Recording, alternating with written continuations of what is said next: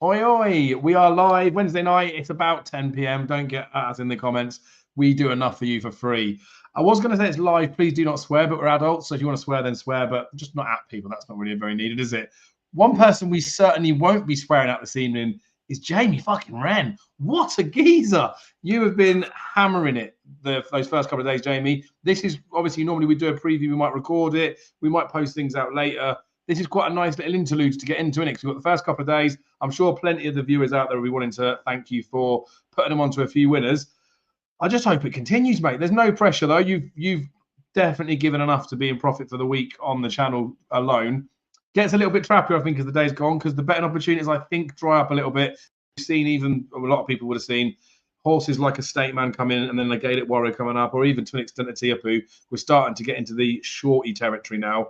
And then you've got the options, haven't you? You either tell someone to steam in and they have a fiver on still, or you tell them to not bet it and they win. And you can't basically win. But we can win. We're going to crack on, right? Enough waffling from me. You'll all be able to tell the throat's a bit better, but it ain't that good, to be honest with you. So I will be quieter. That seemed to work out better, didn't it? We'll give Jamie the bigger voice and we get the better results. So I'll present the screen again. If anyone's got any views or want to say any thanks to Jamie, then just say thanks and it'd be nice. Make sure you subscribe to the channel because we've got to 7,200 now. Like the video, comment with something that you like. But yeah, Jesus, Jamie, you're on some form. First race tomorrow. So tomorrow is Thursday for those of you that are watching this on Friday or Saturday. This is a race that I've only got an interest in because I was impressed with the horse's performance last time out. And when you can see it slightly semi-highlighted there. Holly, I just have to bet, right? I don't think John Joe O'Neill has particularly been performing very well recently. I know you can look at the run into expectations, things like that, but there's a few horses that have been way down the field compared to where I'd expect them to finish. But I thought this Holly was filthily impressive at Haydock when I didn't particularly fancy her to run a massive race. That was behind Brentford Hope. Brentford Hope obviously ran well on the opening day. It's not just that, the fact that he's come and run well. If Brentford Hope hadn't come in and run well, I still would have had Holly on the radar. It's one of these races, right? It's a 0 to 123, I think, 122 in the UK. So sort of basically snuck in off the back of that decent enough performance. I like the fact there's a claimer on there instead of it being Mark Walsh because it also seems to defend the plotty aspects of it. So I've done Holly in a really shitty each way double with something else a little bit later on the card, but wouldn't be one I want to be getting massively stuck into. Definitely wouldn't be one of them that I'd be looking for trading or anything. But Jamie, the people don't care what I fancy in any of these races. Give us the winner of the first race on Thursday, please. And very well done, mate. You're killing it all season, but particularly good couple of days, right? Oh, jeez, pressure. I'm sweating. No, it's been a good few days. Can't complain, Dave. I hope everyone backed a few winners. Delighted if you did. I've had a look at this. I came down on 3 of them who interest me. One is this one we'd be kind of interested in before. Fourth on debut in the you just after coming across it, yeah. Nara is one, definitely. Nara looks like to me that needs better ground. Look, I'm very worried that it is a juvenile in a big handicap, and she's a mare, filly, whatever. Fourth on debut in Ireland in that I think it was the race near Berberine, Big Cataconse. Then was fourth behind Eagle Fang at Naas in that race that everyone thinks that the Bulls winner always comes out of. Then it was seventh in the Bulls. Now, look, Harsh came out and franked a bit of a form there. It was fourth in the Bulls. I think she's just crying out for better ground, and she obviously looks like she needs a bit of a wind up in my book by looking at her head carriage. But I think she'll be better on the better ground, and she's definitely worth a chance anyway. Am I confident? Not really, but she's definitely worth a mention.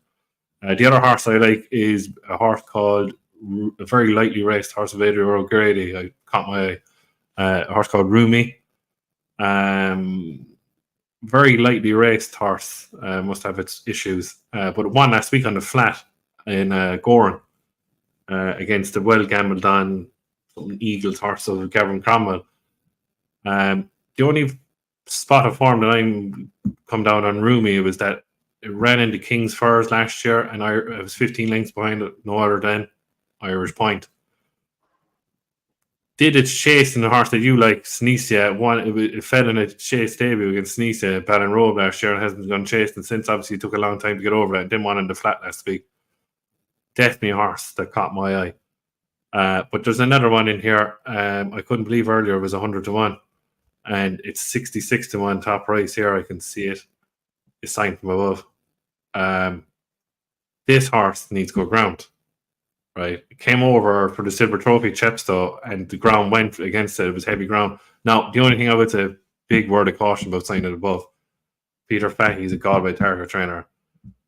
This horse won in the flat, ran in the flat in Galway. It's very lightly raced, but the little speck of form that I like is that it won its maiden hurdle at the start of the season on good ground at Navan, and it beat no other than Antrim Coast, who was third today in the Louis Fitzgerald behind Gorgeous Tom and Mr. Giff. So that's a small bit of form, but this horse just needs good ground. There's a little bit of rain forecast tonight, not too much, about 2 mil, 2.5 mil, which won't make much of a difference, and the weather's good tomorrow again. This horse likes good ground. Word of caution that this could just be little toe into Galway, like, do you know what I mean, and win a flat, maybe handicap a Galway or a handicap herder on Galway. They target Galway, this crowd. But just want to keep an eye on it. And 66 to 1, I think she shouldn't be 66 to 1 on all form, but word of caution that it might be Galway. You're an animal, mate. Yeah, nice little horse, that one. I think the drop back in trip as well is going to potentially help in it, because obviously if it's bad ground and it's been running over the trip, that probably does suit. It's just got no chance of being there. Quite easy to hide, isn't it? Go on then. Yeah, Nara was definitely one on my radar. It's loads of JP horse, and it's easy when he just sends one dart to a handicap hurdle, because then it makes my job much easier of tipping the most obvious horse. But 66 to 1 there. I mean, you're going to get a run for your money purely for the fact that it's going to get smashed up overnight, isn't it? So anyone that's watching it live, congratulations. Get yourself stuck in. There's no way that doesn't shorten up loads, I'm telling you. Not just off the back of this, but basically off the back of this. Second race, listed handicap chase. There's only one horse that I could possibly want to bet in this. I have bet Path Through. I've had 25 each way on him at 10s. Obviously a little bit shorter now, 9 to 1. I know he's probably handicapped up to the hilt, but Gavin Cromwell did a big favour yesterday when he said that he fancied final order in the first today, when they were talking about horses coming up. Now, I know they're probably talking more about horses for tomorrow, but I was desperate for him not to mention Path Through, because you remember when he did last time, before he went and ran at the Dublin Racing Festival, and he ran well there and just bumped into an absolute weapon of a handicapper that day. I think he's learned to keep his mouth shut this time round, and maybe Path Through, I can't see how he's out the frame. I do really think on this better ground as well, they can just be a bit more forceful with him. And that's not to say they're going to do anything that the horse doesn't want him to do. I just think that he could probably win this. Blood Destiny's just making a massive hole in the market. And while I do respect the fact that it's Willie Mullins, and Willie Mullins is obviously like a decent trainer and smashes it up at Punchestown, he's terribly short in my opinion. Now, I know obviously I'm backing Path Through each way, but it does mean with Blood Destiny being as short as he is, everything else in behind is that much bigger price. So unless you fancy Blood Destiny, I'd strongly be advising betting each way. But yeah, I've had to go on Path Through. Could be a bit more sentimental than anything, but sort of last chance saloon with that horse for me. Any stronger opinions in here, Jamie? Because we've got a few old favourites in here. Came down on 2, Dave. Obviously, the one, obviously the favourite, especially the way Spillane Tower won the great one during on Tuesday. A massive performance in my book, Spillane Tower, and Blood Destiny's beating Spillane Tower, obviously in the flying boat to Navan over 2 miles, and obviously, and I always said to Blood Destiny's a 2 miler. Wouldn't take any notice of that he's honking a load of weight, or like Willie Mullins doesn't mind is won these races off top weights and these kind of races. The only other horse that I mentioned, remember we were over obviously the Toaster preview, and this is a lightly raced horse, and I think they're looking for a pot, like, you know, and it's Barry Connell's horse, Ennis Kerry. This horse just needs good ground. All look back at all his form when he won his grade 3 at Roscommon, he's won at Galway, he won a flat maiden in Leopardstown. Like, you know, it's all been on good ground. And look, it's going to be yielding, which is good stuff really in British terms. 16 to 1, I think, is massive, but he's a very light race. He hasn't run last year since the Galway plate, and they tried to stretch his stamina. He's not a 2 mile sixer, he's a 2 miler, from what I've seen. The lack of a run, I suppose, is a huge worry, but I think you'll see, like, he'll be trying for his life hopefully tomorrow. They know that he doesn't stay the Galway plate trip. Will he be trying maybe wait for the summer for a big handicap? Actually, I can't see it myself. So against Blood Destiny, it'll be Ennis Kerry, definitely for me each way at 16 to 1, yeah. Nice. Good man. Good thing with Ennis Kerry as well is when you get these older horses, I do feel like as much as they could be saving him, it could be a prep run for something. You have a bit more confidence in the fact that he's only got so many more targets they can go for. So you'd be less likely to think they would be wasting a dart. Obviously, it's well worth you mentioning it because it could be the case because he'd be on our mind for the summer as well. But go on, the Jamie. This is an interesting race though, right? Because I have seen multiple people, because I'd like to read everyone else's views as well. I'm pretty sure I've seen everything in the screen at the moment that's been tipped up by someone somewhere or another. So get ready for tomorrow for someone to boom the winner of this race when, I mean, as much as me and Jamie have sold a little bit of a story in each one of those there, I don't know if we're overly confident. You're probably more confident than I am. Right, cross-country chase, mate. Stumptown, have you had any word? Have you got any information on Stumptown? No. Not to do with the criminal case, just whether he's going to win this. He loved the ground, I would put out with you. Cocoa Beach is one on the ground as well, and I'm worried, but he's lumping 12.7. But look, a lot of class horses have won this race off 12.7, but it's 4 miles and it's over banks. Would have taken an awful chance at 5-4. Like, the price really 4.2 jumping back. They could slip, they could hamper. The only horse that I like, bar Cocoa Beach, I wouldn't be massively on Stumptown first time over the banks, to be honest with you. The only horse that I worth mentioning, bar Cocoa Beach, I know he's lowest to find on the book, and it's Birchdale because he's won around the track now. It was over 3 miles. I think he liked the ground. He likes a bit of better ground, Birchdale. But it's very tentative. I think Cocoa Beach should win, but will I be taking 5-4? Absolutely not. But Birchdale maybe each way, but not very confident. It's a 4.5 mile banks race. You're going to be off your head if you're going to lump on Cocoa Beach, aren't you? Yeah, fair enough. And to be fair, if we'd have continued the tracks from Monday night show, I would have said, have you got any fancies in this, rather than just making you put up a selection. So 5.25, I wonder if you've got a thought in this race. 2 mile, the Castle Novices chase. Gaelic Warrior back to his potential optimum trip, kind of speak. It's mad when you think of this horse, right, in the whole grand scheme of it. I did on the GG stuff, they're asking us for our horse of the season. Felt like quite easy for it to be this horse, purely for the whole scale. If you were to do like a Netflix documentary thing, a 6-episode series on the rise and fall of Gaelic Warrior, he's fucking out it all this season, isn't he? And at the end of the season, right, that Arco RPR he got, I think, was 172. Now Valtor got 175. Duvan got 170 as a novice chaser. He's a fucking weapon. Now, obviously, he's priced accordingly now, isn't he? Ilete Tomps. I mean, he's danced every dance this season. He's gone running around. But surely there's no way in the world we expect Gaelic Warrior to get beat, especially given the fact that he's going right-handed.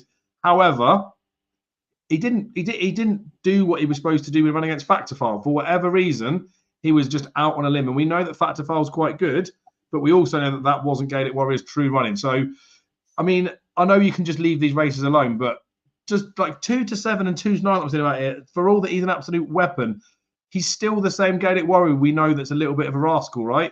And I know he's probably less of a rascal right-handed, but that top performance did come left. Are you less concerned about that? I know from a price perspective, you probably wouldn't bet him, but I expect him to win. I don't think anyone doesn't. He's proper short though, right? Yeah, he'll just win. And I think I'll put a statement out there.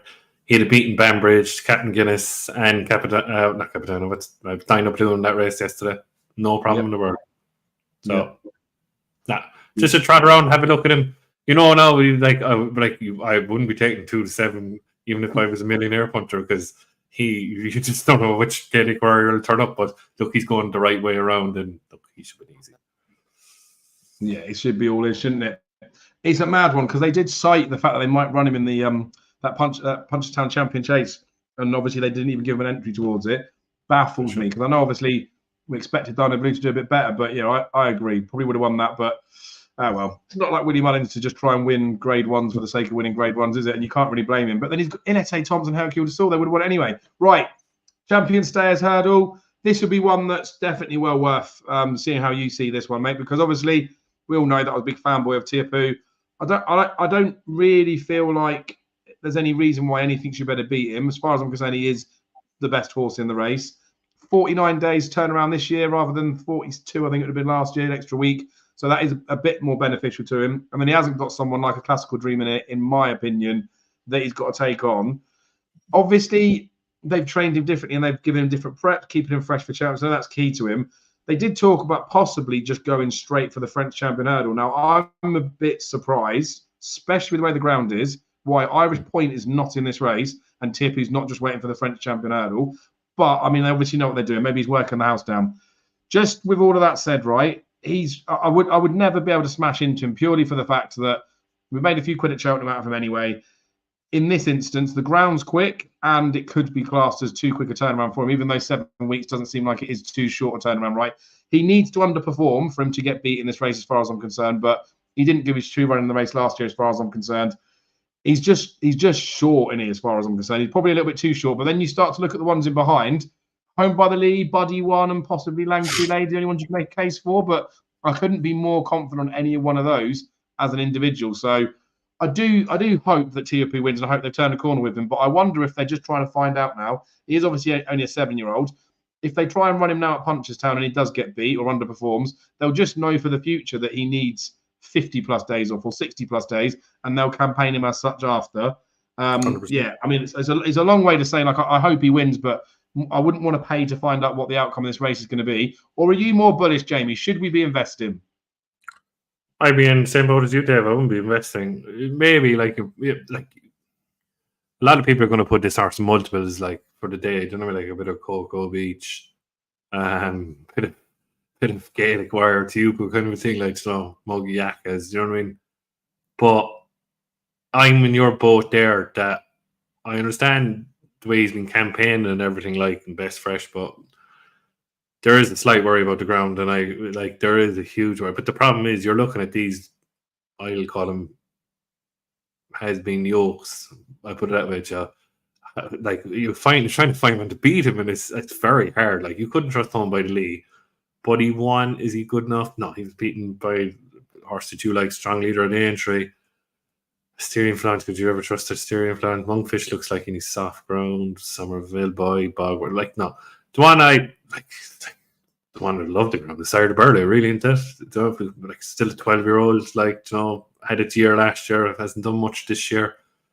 But, like, if I was backing anything against Tiupu, it would be Sire de Burley, and it would be very tentative. But, like, if he brings back his old form, and, like, he loved the ground, like, you think for what he's run all year, you think he'd be bigger than 7-1. I think 7-1 is a bit skinny-ish for what he's done this year, but you know he's a spring horse. And look, he could be finished, but I think the better ground would bring the best out of him, hopefully, and he'd be the only one in my head to go up against Tiupu, and that'd be it. Like, the rest I have no interest in. Nice. I mean, Home by the League got the closest, I think, didn't he, at Cheltenham? And better ground might suit him. I think as well, with what we saw with Jack did at Cheltenham, and especially what he did with Empire Pass at the start of the season, I think they figured out with his horse that you just can't let anything get first run on him. And that's, I guess, what worries me with the ground, that the jockeys in the rest of the jockeys in the race know exactly the same, don't they? They know that if you're going to beat him, you've got to get first run on him. And it makes me wonder tactically, especially on quicker ground, there's no way I don't think he's going to be under pressure at some point, but he is obviously a beast. Hopefully he travels through it. I hope he just continues his upward curve and slaps him out the park in this one. But I've obviously got reservations, which I've said multiple times. This is a really bad thing to say after this, because it's very much like an after-timey stuff, because I thought Galloping the Shop would still shit home, but Fast or Slow did do him today. Obviously, we saw what happened 12 months ago, and I just would want to probably put that into people's minds that there is an extra 7 days, right? But 12 months ago, Tiapu should have won the Stairs Hurdle with a better ride. 12 months ago, Tiapu would never have won this race that he got beaten. He was beaten fair and square. So that doesn't mean he's definitely going to go and get beat. And like I say, using the Galloping de Champ examples, possibly a little bit unfair. I'm not doing it to try and be like, I'm definitely right. I just mean it's definitely food for thought, right? I know there's a few people of my mates well that want to lay him as well, but he's right on the cusp, and he's like basically an even money poke. It is almost a coin flip in it. I do feel like it's one of those type of gambles.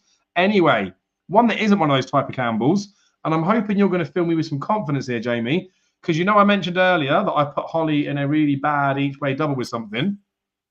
It's in the 635. And I talk about Willie Mullins and Paul Downend being favourites for handicaps and almost just priced in for the sake of it. Stuck it in with Captain Cody. Surely there's no way that Captain Cody's not in the first 6 for starters. And surely Captain Cody's got a proper chance of winning this. Like I would, when we've got the Blood Destiny there as like a 2-1 poke, I mean, I wouldn't expect any horse in a big field handicap like this to be much shorter than sort of like a 7-2, 3-1 poke. But Christ, it's a bit of a price. I know it's got form, well, all its form this season's on shit ground, but I don't necessarily think that's by design. It's just because we've had wet weather, haven't we? Mm-hmm. I just think this horse is just very well handicapped. 138 is the opening mark, just seems mad. And the fact that it's been running on heavier ground and it's gone on to better ground here, which will be fine, it will handle it, and it's stepping up in trip, just negates the ground difference. I can't see how Captain Cody doesn't win this. Wouldn't be obviously Daddy Longlegs type confident because that was just an absolute cert with it. But Captain Cody, for me, priced about the right sort of price for in terms of getting stuck in. So stuck in a double with Holly. I would probably bet this one on its own if Holly did get beat. But I'm hoping that I can get some at least place money rolled into it. Am I an idiot, mate? Should I be looking at something else? Because I know you like to take a couple of swings at some of these races, which is worth it. Chantry House is in it.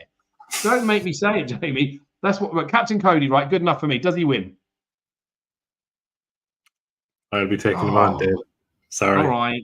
Well, what does win it then? Because if you don't fancy, it's got no chance, is it? Mentioned our Kilbay King. Is up £9 from last year. I see it's been back to bit there for Henty Honeyball. Hasn't done nothing since winning this race last year, and beat obviously a horse that I tipped Let's Go Champ in this race last year, and won Let's Go Champ one today. And put anyone off, but he's still £9 higher than last year. Like he only on one off 125 last year. He's up to 134. I came down on one trainer who has bloody 3 horses in a race, and I can't decide between the 3 of them. But I think I got rid of the one. I just what's annoying me here is that why has Rachel Blackmore picked an unexposed type and coming up easy? She's just sorry to cut in there as well, but she did it a while back. Well, this is a long time ago. We both fancied another one where they were both in the same stilts for Rob Kerr. We thought that she made the wrong choice, didn't she? And she obviously didn't. She does know what she's doing. Not saying you didn't think that anyway, but I don't know what the stats are, but she doesn't seem to get them wrong. Anyway, sorry, as you were, Jamie. The only thing, it's one, and most of all, its running's been on heavy ground. Might need better ground. Absolutely hacked up a Limerick last day over 2.5 miles, 1 by 18 lengths. And maybe that's why. And she might be thought there could have been a bit of rain around because there was rain, a lot of rain forecast for today, and it's kind of gone for tomorrow. Sorry, but Thursday, but it's kind of gone. I like the other 2, Dave, to be honest with you, and they love better ground, and it's Popova and Gabby's Cross. Popova, most of all its winning is done on good ground, do you know what I mean? And it finished 8 in the per temps. Mike O'Connor, I think his name is jockey's taking £3 now. Like, Popova's mark in the UK was 132. Now it's down to 125 in Ireland. Obviously, it's mark in Ireland. And now Mike O'Connor's taking £3 now. So it's off 123, sorry. That's £9 lower than finishing 8 in a decent 8 in the per temps. I'm like, that's huge in my book. But the one I like, and a lot of people kind of slightly fancy Gabby's Cross for the per temps. The only thing slight worry I have about Gabby's Cross is that it hasn't won since the Galway Blazers 2 miles 6 race to beat Bustleton in 2 years ago at Galway, and that was a chase. But its mark is lower over hurdles. Gabby's Cross needs good ground, and that day was good to yielding at Galway, and it's been waiting for good ground all year. And as much as I like Popova, there's not much between the 2 of them because they were 2nd and 4th in the per times qualifier at Punchestown at the start of the year, the one Jody Ted won. There ain't much between them. I couldn't say I'm massively for and against both of them, but I just, for some reason in my head, that I like Popova and I'll probably back it as well, but sometimes there's a big handicap in Gabby's Cross, and if it stays dry and good to yielding or yielding ground, I think there's a mighty chance, and I'd be back on it 16-20 as well. Yes. See, that's why it's good to talk horses, right? Obviously, when we record it, we pretty much one take them anyway, but I love it there. I can see the cogs going in your head thinking, I did fancy this one a bit more than the others, but actually, bollocks, fuck the jockey bookings. I'm still getting stuck in. It's what the viewers want, mate. That's what the purity that comes out of this channel is, that it's not said for effect. It's said for how we're feeling. All emotional gamblers on here, the best kind of gamblers you could possibly have. Right. Mayor's Novice Hurdle, listed race. But borderline makes me feel a little bit sick to look at this race. It's just a bad race. No, I agree. Like Spindlebury, what it's achieved. Fair enough, it was second the last day to Jade Grugy and barely got up. But all its forms on heavy ground. Do you know what I mean? It hasn't been tried on good ground. Do you know what I mean? You want to be taking the right chance by backing this horse. Look, the only thing is RPRs and ratings. It's miles clear of everything. Like RPR 150 or something. Top, like it should win, but I'm a little bit skeptical. It's a mare's race and it's a novice race, and never seen good ground before. Goodish ground, good team, whatever. I like one here very tentatively. I like the second one, Got Glory. I thought it was very good last day at Naas. They've touted this horse. Took a long time to come, and it was in a lot of like books, whatever, saying that this is a horse to come from France. They think it's good, and thrown by the Gallop and the Sham crowd. I'm not confident, but I think 6-1 against the 10-11 shot is huge here. And look, never seen good ground either, but might improve from the good ground. You just don't know. Come from France, you know. I'm not confident in this day, to be honest with you, but look, I might take a little stab on him at 6-1. I wouldn't back Spindleberry 10-11 at all. No. So it's just a small, I used to say, back to watch, maybe Got Glory, because I was impressed last day with her in Naas, and there might be more potential in her. Nice, I like it. Yeah, that's Spindleberry, because it was 2 mile 2 bumper. They ran it first. That was class as good to yield in, but got beat then, didn't it? Well, I beaten outside. And the thing is, when I touched on Captain Cody before about the fact that he's run on bad ground and now it's better ground and they're stepping up in trip, this has been running on bad ground over 2.5 and they're dropping it back all the way to 2 miles on good ground.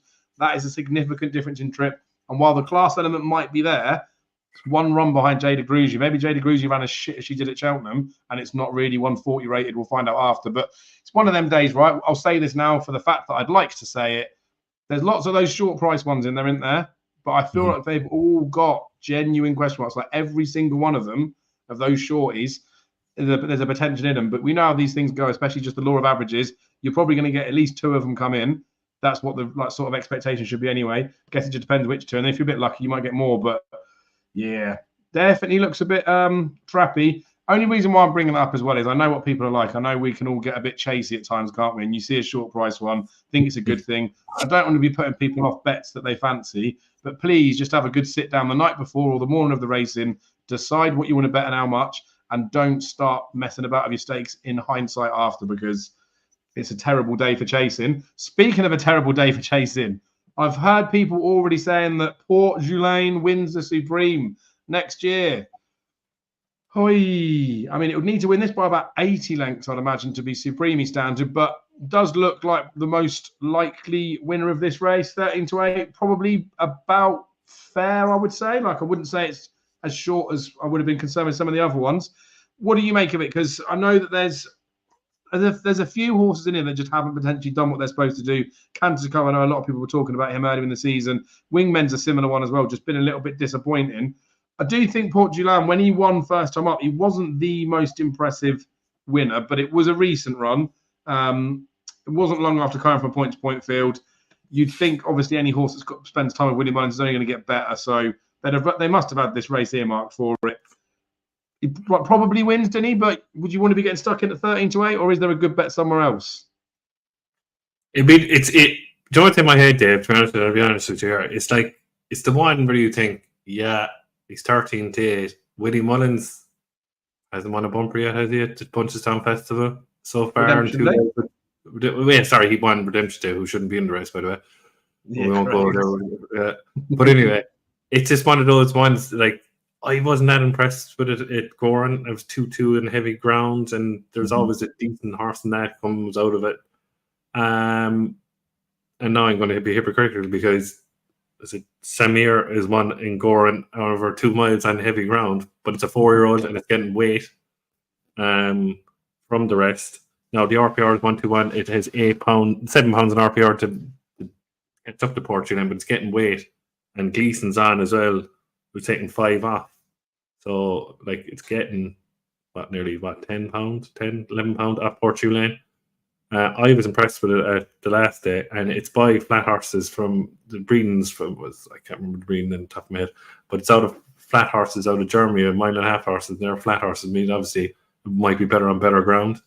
Now, I wouldn't put anyone off back from Port Julien of the hype behind it, but because what 4-year-olds did as well in bumpers is another thing, like you're taking a right chance, but It's because it's getting weight. It's the only horse that I can see beating Portugal is Samir.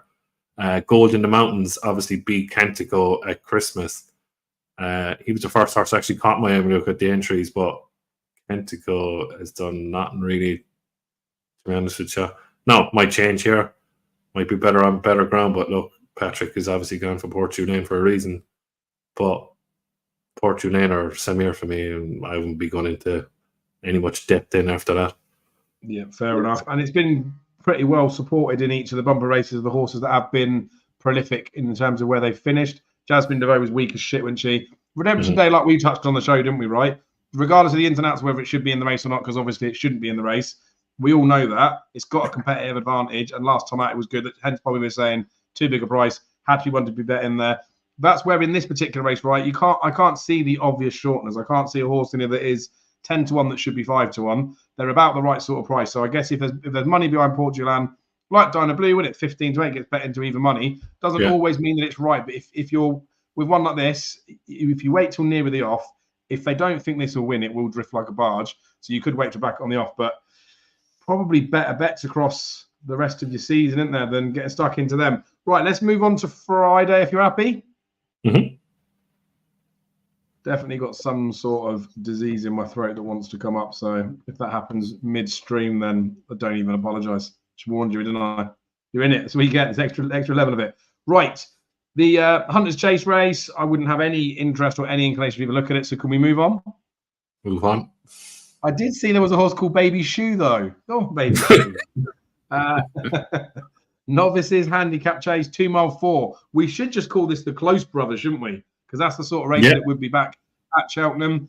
I haven't done this race, I guess, I want to say like properly. I have gone through it, but I haven't given it enough like review. So sometimes you look at it, you've already got someone on your radar. Wouldn't particularly have one on my radar. We'll just give a good mention to Psycho, even though he's like a very in and out quirky horse. Harry Derham did a good job with Brentford Hope.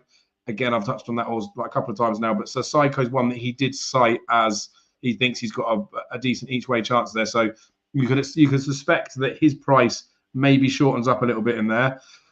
You'd think, right? You know, we talked about different types of horses, didn't we? We talked about High Class Hero that comes second to Dancer City, ran massive. Said about him being a small horse, didn't we? Like we know he's a good horse, ran really well at Punchestown. Mr. Policeman, how much did I say at the start of the season? He's a teeny tiny little horse. Now that's caught him out a lot with his jumping, right? But at the end of the day, novices are allowed to make mistakes. Novices are allowed to improve. And I do wonder with this sort of trip, I know a handicap they'll go pretty quick, especially on good ground. Maybe he could be okay in it. But I looked at the race, I knew he'd be favoured, but I didn't think he'd be that short. I don't think the price dropped when I looked at it earlier. He'd be one that I'd be looking at as a most likely winner of the race, but there's no way in the world I could possibly bet in it. So I've just spent a couple of minutes there telling you about horses that I'm not even going to bet myself anyway. Have you got more of a bullish opinion in it? Because there's surely got to be a good bet. Because Mr. Policeman's, for all he's got a chance, has got to be a bit short, hasn't he? I think he's woefully short than what he's achieved. And look, he might be better on a bit better ground, but as he said, he's a small little horse. Look, he'll love to step up and trip. I will agree with you there. He should be 10 or 12 to 1, though, shouldn't he? He should be at least 7 or 8 to 1 anyway. Definitely. I love a bookie to give you 12, now in fairness. But yeah, I wouldn't disagree with you at all. But the two I like in here is a horse that I've been harping on about all years. Obviously, you just put it up there, yeah, Percival Galva. I was sick when he fell at the Dublin Race Fest. I'm not going to lie. I couldn't believe he's priced that day. He was 16 to 1. You were very sweet on him the year before the Dublin Race Festival. It was on yielding ground. He just needs good ground. And back right-handed would probably suit him even better. All these best ones have gone right-handed. Like, he won a 2 mile 2 on goodish ground in Galway at the start of the season.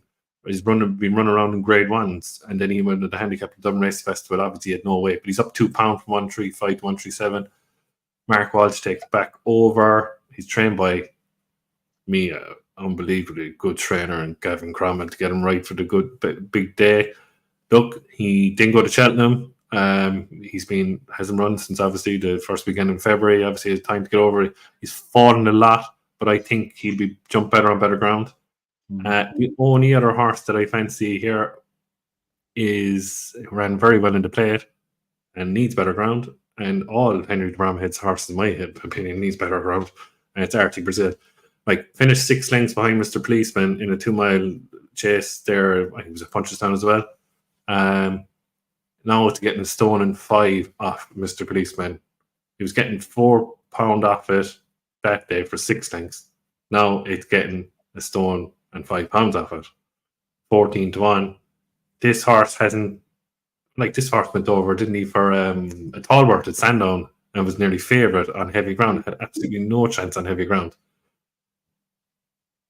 There's definitely a race in this horse, and to me, because it's getting a stone and 5 off Mr. Policeman, it's a cracking bet for me each way because it travelled like a very good horse in the play, but didn't get home on the ground. Ground perfect for tomorrow, for Friday, sorry. Hopefully the rain stays away, which I think it's going to. I think it's cracking bait each way against Percival Galba. It's Arctic Brazil for me, yeah, definitely. Go on, Jamie. Give the viewers what they want. John Flanagan did say we got naps for Thursday because I didn't do them. Mine would be Path de Rue. I have said it as a scummy each way one, but suck it and see. Jamie, what would have been your best bet for Thursday if you can remember it? Sorry. I come back to that after. Give me till I do best bets for Thursday and Friday. Sorry. No worries. No worries at all, mate. You're allowed to do whatever you want after that winners you give us. Mares Chase. This is one I was very much waiting to see what the market would be priced up as because I struggle in my head to see how they've done it like this. Anywho, Allegory Devassi, we know she's an absolute weapon of a horse, isn't she? There was a time when she ran not so long ago where, was it Limerick Lace was the weight and all that sort of stuff, like it was be a side that she should win, drifted like a barge, ended up winning nicely. I looked at this instance and I saw horses like Instant and stuff in there thinking, maybe they'll give us a little bit of a price on Allegory Devassi, but I hate to say, I definitely think she wins. She's a bit short, 6-4. Maybe I'm being a greedy bastard. I just think she's one of those that, you get certain mares that run in Mares Company. It's irrelevant if they have to give concessional weight away to any of them because they're just better horses. Allegory Devassi is a weapon. I think Allegory Devassi will win. I was hoping for bigger than 6-4 though, so I wouldn't be a player at that sort of price. I'll have to see what they do on the exchange or if it gets bigger on the off, but nothing beats Allegory Devassi, does it? To let John Flanagan know, I think, honestly, the bet of the day really, kind of value-wise, not value-wise, really, I think Blood Destiny should win, but whatever. Because you can't really, the rest of the short ones, and you're taking each way pokes on the rest of the handicaps. Oh no, this is the Napa Friday. This is the Napa Friday, Dave. And this is the bet of the day on Friday. And it will absolutely whoop Allegory Devassi on the ground. Whoop it. And I know it's it. Bright Hill's a good thing. Will love the ground. Needs good ground. All its best forms on good. Went over to hunting the last day. Actually hacked up. Going right-handed is better. I'm sorry. I hate to piss. What's the saying? Piss on your chips. I'm telling you, Bright Hill will win this, and it will win handy. Yeah, well, that's the thing with it, right? So as much as I fancy Allegory Devassi, and I touched on that race where it was Nace, I think, wasn't it, when they're back at 2 miles and she went off a bigger price when she was installed as favourite and she was giving weight away to bundles of them. But we know what she's like, right? And we talked about it back then as well. Like, she's inconsistent, she gets beaten. I know she was spanked here last year, wasn't she? But yeah, I don't know. She battered her before. She ruined her. She's just a better horse. But the thing is, I'm hoping that with you saying that makes me feel better, mate, because I'm hoping, like I say, I thought Bright Hill would be favourite in this race. I thought it would probably be 6-4 Bright Hill, maybe 9-4-ish. I was being generous because I wanted to bet Allegory Devassi. 9-4, 5-2 Allegory Devassi. For Instit would be about the price that it is. And I think, I was just pushing Allegory out because I wanted to try and bet her. So you fancy Bright Hill. Hopefully everyone else is going to say it. Everybody bet Bright Hill, please, so that when some other bookies open up, I might get a price on Allegory. I'll bet her regardless. If I can get 2-1 plus on Allegory Devassi, I would definitely have a bet on her. But she's one of those, we talked about this across the season of types of horses. I don't go mad on too many horses, but every now and again I might have a couple or a few hundred quid on a horse. She's probably not one of those that I would ever be able to do it with because I know the kinks and flaws and all that sort of stuff with the mare one. So I don't know. If it's 6-4 at the moment, I'll probably never get the price.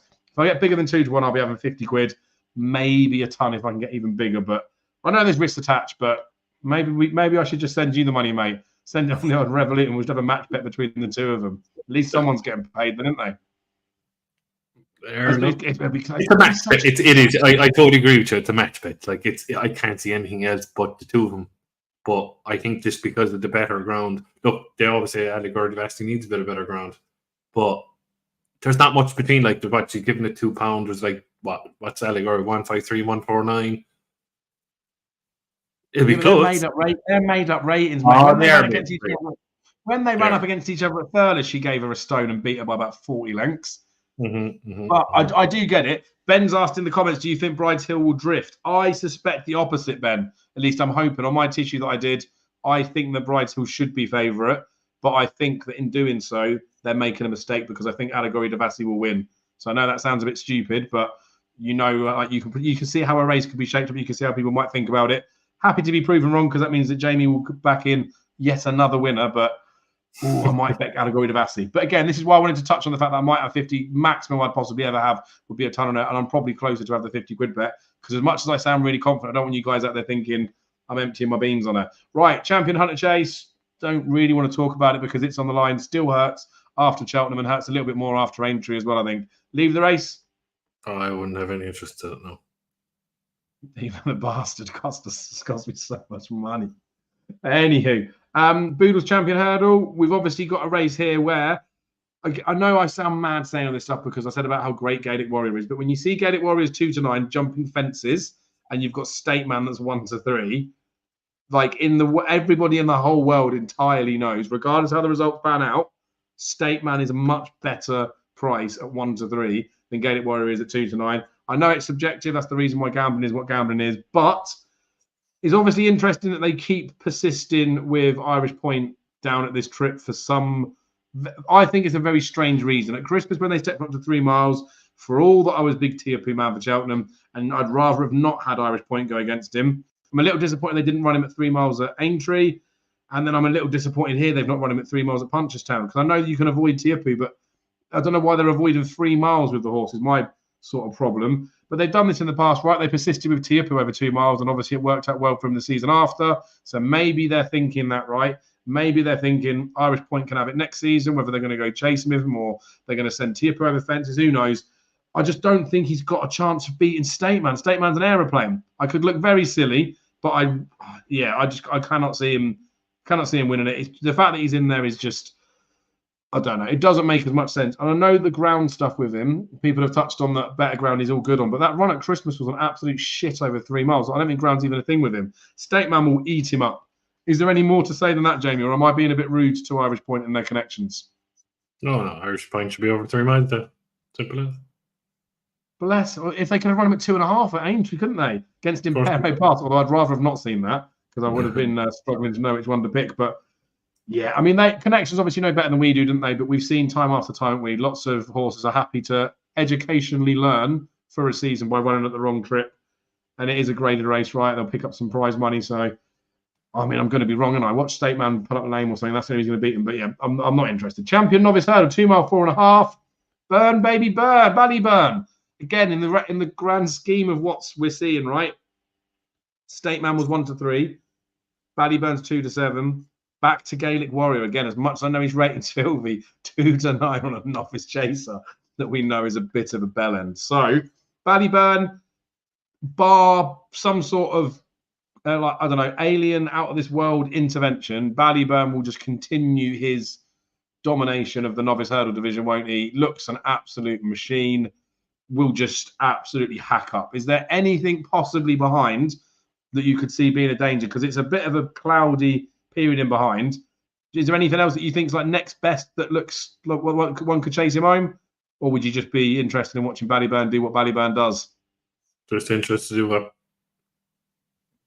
would we call him now? The second, third best horse in training already? He's up there. He's up there, yeah. He's a weapon. He's a brilliant horse. And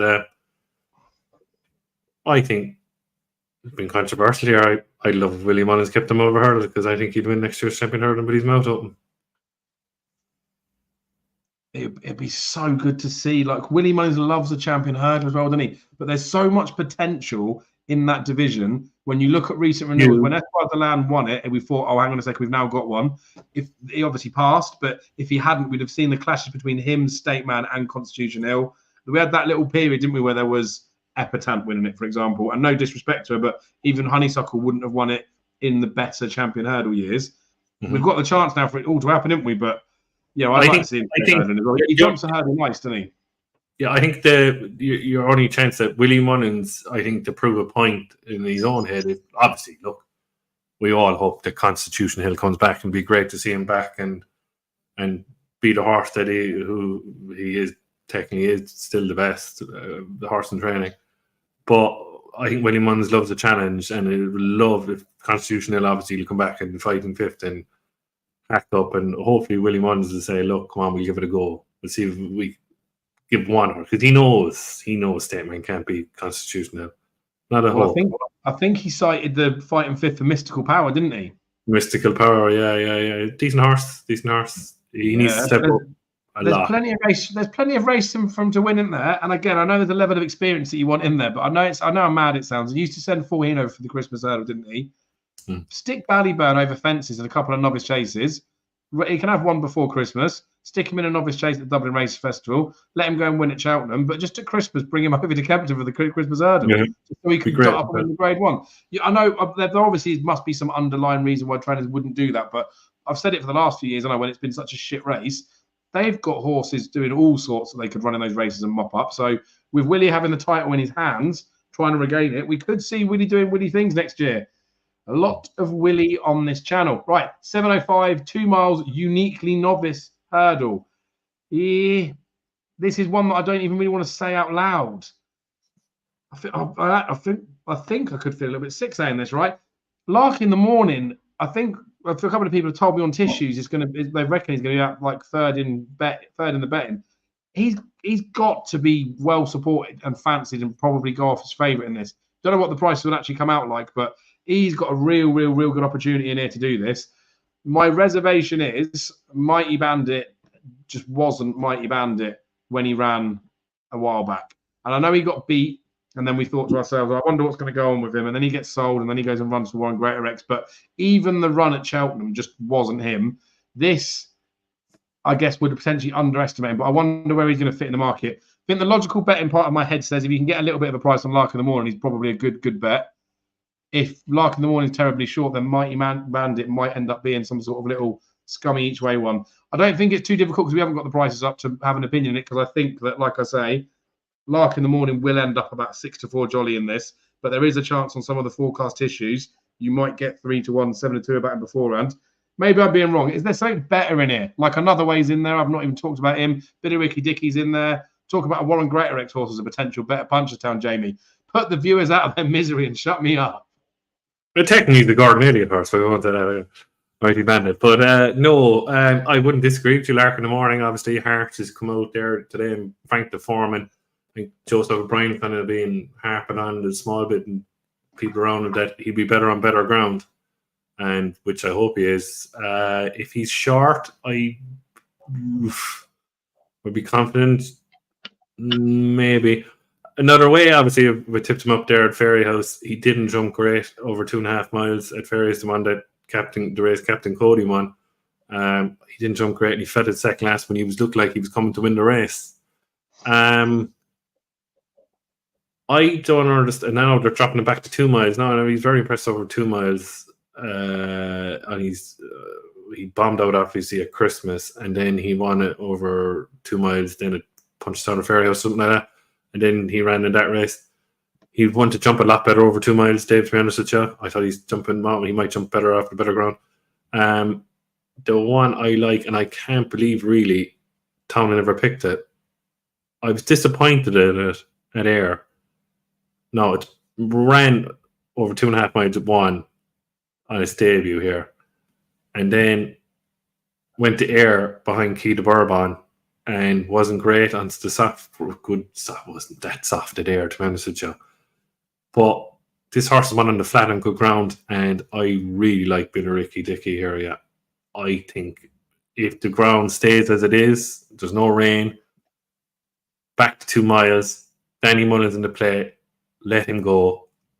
And I think, because what's sticking in my head after the day he won at Punchestown, they said they were extremely worried about the ground and they couldn't believe it won. Obviously, it'd be probably crap. but it's just sticking in my head that the horse needs better ground. So, yeah, I pitied Ricky Dickey's any bit of a price, I'd back a bit of Ricky Dickey to win this race, yeah. Nice. And I wonder how it will be priced as well, because I feel like that Lazy Odd Compilers will make another way a lot shorter than he probably should be. Yeah, but obviously we'll get a bit of market correction, bits will move out. But it looks a fascinating race. That's why, like I said, I don't know. I feel like on the tissues, you can see why they might put Lark in the morning a little bit of a price, but you could also see if they did, a lot of people are going to jump on him, aren't they? Regardless of how the result pans out after, he's probably going to go a favourite for this race. Right, we've got another bumper, 2 miles, 3 furlong bumper. Got no interest in the slightest. Have you got anything that you'd like to say? I suppose the obvious favourite will be Fishery Lane. Been 5th in the bumper. Sounds like Victorious is 4th. He was 4th again. Sound Victorious in the Grade 1. Patrick Mullins be on. Be a sharp price. If you want to back it, it's up to you. It's the one stand out of this Fishery Lane. That's it. Nice. Best bet for Friday. Brighton. Allegory Devassi. We'll do that. We can crop that, and then whatever the result is, we can boom a winner on Twitter on our socials. Yes, one of the good guys. Right, mixed card. Sounds really rude, but fuck the flat. I'm not going to even. I haven't even bothered to look at it. Yes, it's Saturday. I might have a little look at it when we get near there, but yeah, they call it a mixed card. It's not really, is it? It's still all the jumpsy stuff. Charity race at the end that makes it the flat race. Cross country to kick off with. Right, we don't have final declaration for these fields. It's a little bit trickier, mainly because of the fact that there are horses' names that could run earlier in the week, but also there's less markets for us to have a look at in here. This wouldn't be one I'd want to be interested in anyway. Have you got anything to say? If Ting runs it, just have a look at him. If he runs Foxy Jacks, we would have a right chance if he ran in this. Yeah. Say no more. We have the Colm Quinn BMW. I'm pretty sure he's always giving out BMW's trainers. Wonder what we need to do to get Colm Quinn to give you a BMW, mate. Get some sort of sponsorship deal. Handicap chase, 3 miles, 7.5. There's some big old names in here. This tends to be one that I feel like is a proper afterthought race for a lot of the better name horses. And then I feel like some of the not so big name horses have been targeted to it, or it's not been so much of an afterthought. Isn't really anything in that I'd be too interested in. Bow to Greatness was one that looked like he was going to run better at the spring festivals than he has done. And he hasn't. So if he came over, I'm sure he'd be popular and interesting. But I don't think it's a race I'd be wanting to bet in. Do you have anything you like, Jamie? No. I tried everything there, but no. It's, as you say, it's an afterthought race. Won't be back not in that, and I'll sit down and watch it. Nice. And again, not to be rude to you guys at home, we try and do our homework, but when you haven't got final decks for a race like that, I'm not going for them because the pace of the race, all that sort of stuff gets to change. You could ask, why don't we just do another video near the weekend? Well, why don't you find your own winners, is what I would say to that. Mares Champion Hurdle. I don't know why I'm on one tonight. You can tell the throat's getting better. 2.5 miles, Mares Champion Hurdle. It's in that realm, Jamie, where I get to mention Gaelic Warrior's price again because Lossy Mouth is 1-3. It's like she'll just absolutely ruin these. Like, just annihilate them. The ground's perfect. We know there's no problem with the trip, and she's just running against the girls. Like, just absolutely bolts up, right? Bolt up, move on. Yes, no danger, no danger. That's what we like to see. But I mean, the 1-3 double her and State Man probably ain't too bad, is it? What will that pay? Nope. 4-5, 8-11, something like that. I really should know that off my head. Yeah, 1.77. Sorry. Pat Taff Handicap Chase, another stay-in chase. This time 0-150 though, so we got the good class horses potentially in him again. Glenn Gooley's a horse that I don't know what type of ground he wants to go on. I thought he always wanted better ground. Then I've seen comments saying he wants worse ground. Bow to Greatness, I mentioned that 3 miles 7.5 in here. Couple of horses that would be sort of on my radar that I think at some point they'll win a race again, but I don't know when it's going to be. So yeah, a horrible one. 33 potential runners in here, mate. Have you got anything that you fancy at this point? Not really, Dave. I suppose the one I looked at a very tentative vote. It was favourite the last day in Ferry House, but it was on heavy ground. It'll get in, hopefully, off no weight, and it was 12 lengths behind no other than McDermott, who won our Scottish Grand National. and it was actually favoured to beat it that day. It's a horse for Robert Tyner called Better Times Ahead. Very, very, very tentative choice. This is one race, Pat Taff. I think when I look at it, that I'd always have the winner of it. I don't think I've ever fucking backed the winner of this, to be honest with you. It drives me absolutely insane, and I don't like 3 mile handicap chases. I'm probably one of my rubbish divisions, to be honest with you, of picking winners. But it's just one that caught my eye with the form of McDermott, and that's about it. Nice, I like it. Well worth giving a mention, but again, the after sight's good as well. I think that Better Times Ahead, I mean, it's a JP plot horse and it will probably be fine on the ground, but I think it's been pulled on this type of ground before. Champion 4-year-old hurdle. This probably does actually like quite a good race, to be fair, because Cargeese has danced every dance this season. She's clearly shown she's a very good horse, but she's also clearly shown she doesn't know how to settle yet. So you'll be trusting that. I know she could probably get away with it in here, but I mean, can you really? Like, Aintree must have left a little bit of a mark, especially after going after Sagino, for crying out loud. The Cheltenham run as well, again, potentially could have left a little bit of a mark on there. I know lots of horses can take lots of racing, but I can see why she's the price that she is, and I can see why that would attract a lot of people, but I wouldn't want to be a better or a layer at that price. I don't think I'd have the balls to put anything else up against it. Stormheart was the one that I was relatively keen on for the triumph, and I say relatively keen. Once Sagino had come out, I didn't really care about the race. I felt like that run at Cheltenham was too bad to be true from Stormheart, but you'd have to be quite forgiving to expect the form reversal and, I don't know, a reason, like a logical reason for the form to be reversed. So, I don't know. There's a part of me that wants to get Cargeese beat, but that's not the way to go into a race. So I'll button it there. Jamie, have you got a stronger view or a better opinion for the punters out there?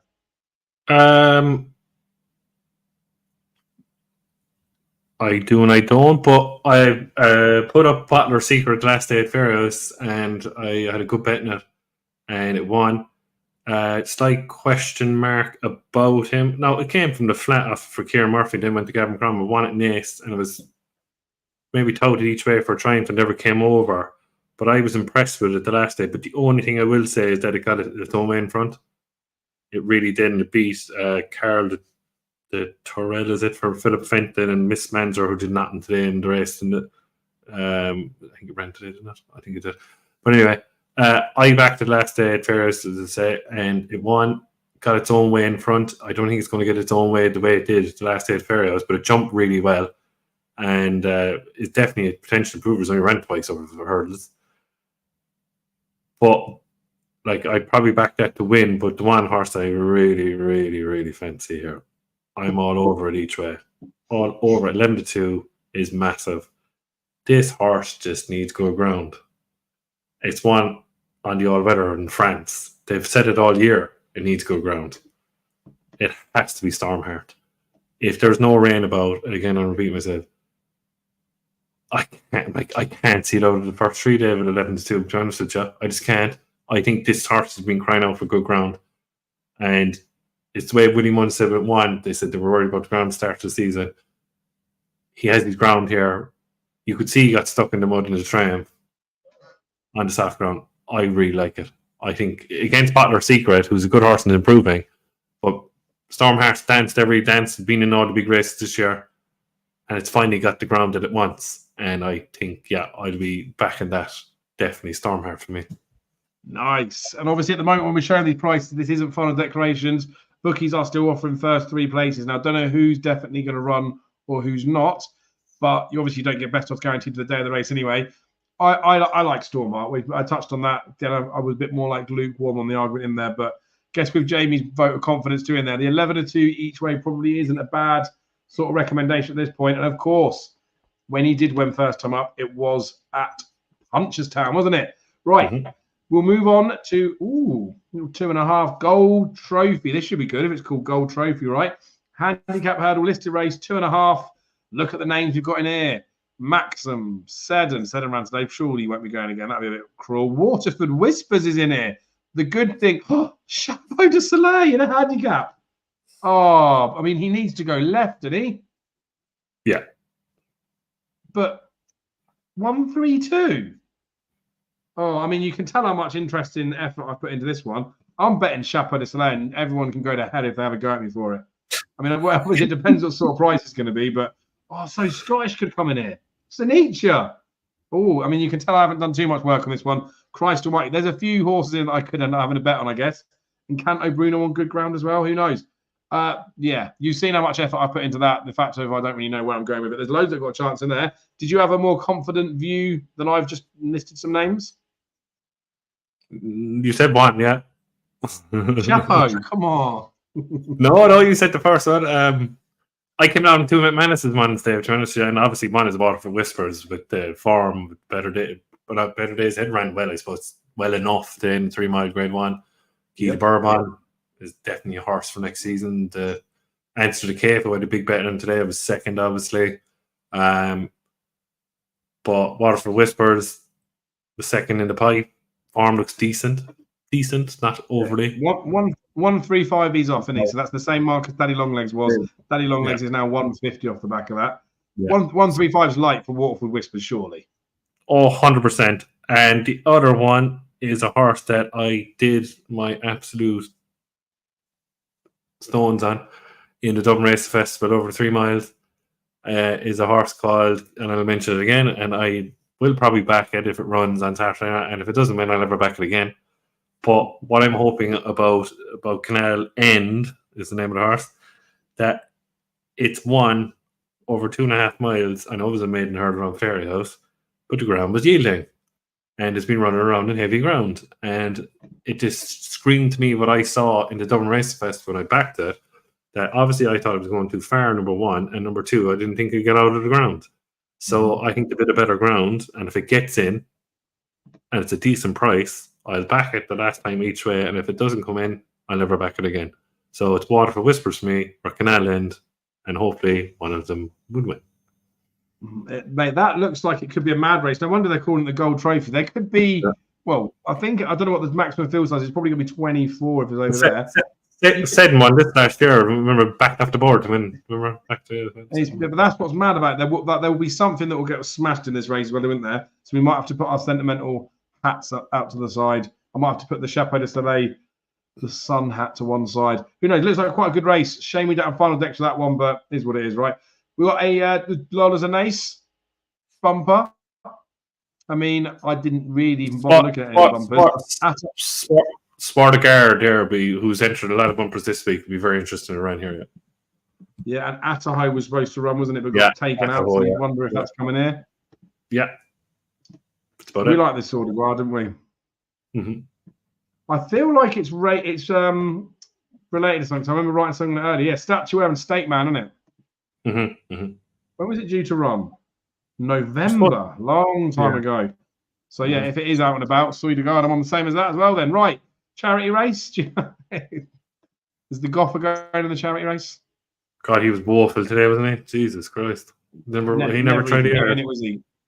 No. It's mad, isn't it? Because maybe they've ruined him trying to make him stay. Because you think of like Galloping the Champ used to be so fast. That's true, yeah. Shifting used to be so fast. They just sad when a horse clearly can go the gallop, but then all of a sudden now can't, can it? Mm-hmm. Right. Best bet for the Saturday then, if it's possible to have one. Sounds like you could have. Yeah, Stormheart, yeah. I mean, I'll join you with Stormheart because I can't be tipping up Chapeau de Soleil, even though it would be quite funny. Right. I appreciate you guys, your support. I know it's a late one we put out there, but you better watch it back over those next few days. That's pretty much it for the jump season. But Jamie and I will get together, no doubt, for some more bits. We'll probably do some sort of reviewy bit. Who knows? If we've got stuff we fancy, we'll let you guys know about it. I guess that's about it. Jamie, any parting words of wisdom? No, it's been a good season, Dave, so far. Hopefully we've put everyone on the right track. I don't know, a couple of, as I say, if we had 2 very good days, hopefully it continues. Punchestown can be a bit of a graveyard sometimes for punters, but look, it's been lucky the last 2 days for me, personally. But no, I'd like to thank everyone for tuning in for the whole year. I really enjoyed it. And hope everyone has lucky now the next 3 days. Beautiful. Couldn't put it better myself. But obviously, I like to speak, so I would have tried. Right. See you all another time. Go well this weekend. And please make sure you do gamble responsibly.